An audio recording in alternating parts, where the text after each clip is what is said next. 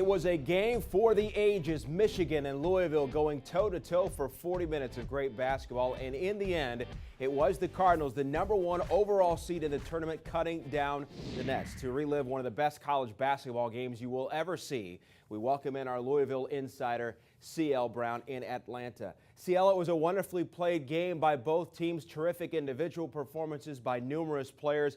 Where does last night's contest rank on the list of best games you've seen, and what stuck out to you as the deciding factor? Oh, wow. I think without a doubt it was the best game I've seen this season from Louisville.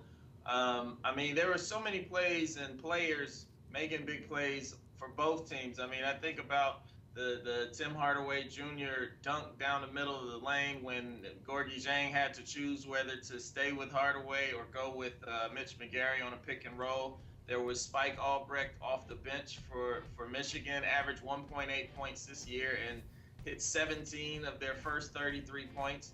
Then there are so many different plays from Louisville players. The biggest coming from Luke Hancock, where he scored 14 points in a row in the first half and made 4 3-pointers, the tournament's most outstanding player.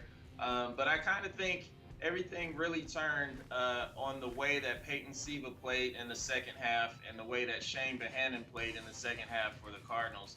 Boy, a lot of players contributed on the big stage last night. Well, no one in the world had a better Monday than Rick Pitino. In the morning, he was being elected into the Hall of Fame. By night, he was winning his second national championship. What was he saying after the game, and how much credit does he deserve for bringing a title back to Louisville? Oh, well, it's funny. He started off by saying he had promised the team that if they won the national championship, he would get a tattoo. So a lot of the players joked after the game on what they thought it would be. Russ Smith said he told Coach Pitino that he should get a lower back tattoo. Shane Behannon made mentions of unicorns and everybody on the team's name. But ultimately, Pitino is going to get a Cardinal logo bird and 2013 national champions tattoo. But, I mean, he deserves a ton of credit. I mean, they played with the lineup in the first half when Luke Hancock got hot. They played with a lineup they'd never played before all season, where Luke Hancock was a shooting guard and Wayne Blackshear played small forward. That's what turned the game around for Louisville, enabling them to rally from their 12-point deficit in the first half and only go in the halftime down 1.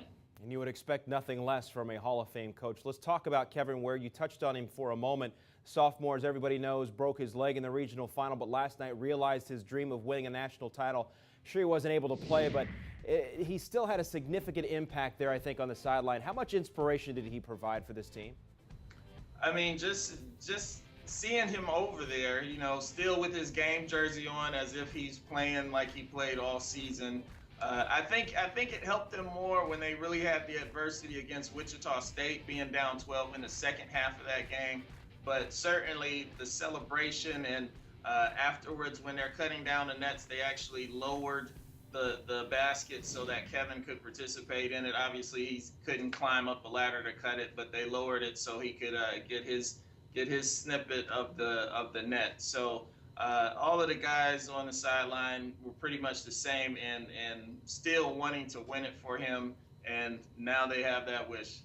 Great Hollywood script for sure someday. CL, looking ahead to the Cardinals next season, I know they have barely had the championship for a day, not even, but Peyton Siva graduates while Russ Smith and Gorgui Dieng are juniors who may test the NBA waters. How much different will this team look next season, and what are realistic expectations for Rick Pitino and his Cardinals?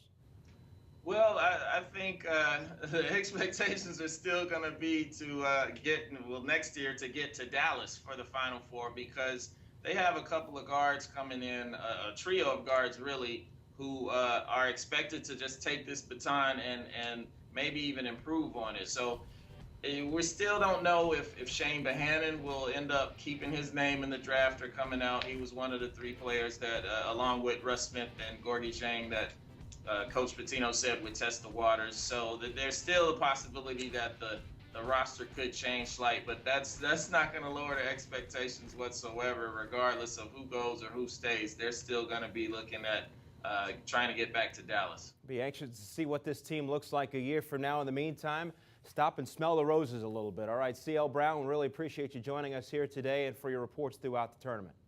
Thanks for having me, guys. To see why Peyton Siva called out Seth Davis after the game, make sure to check back for Seth's championship game recap right here on CampusInsiders.com.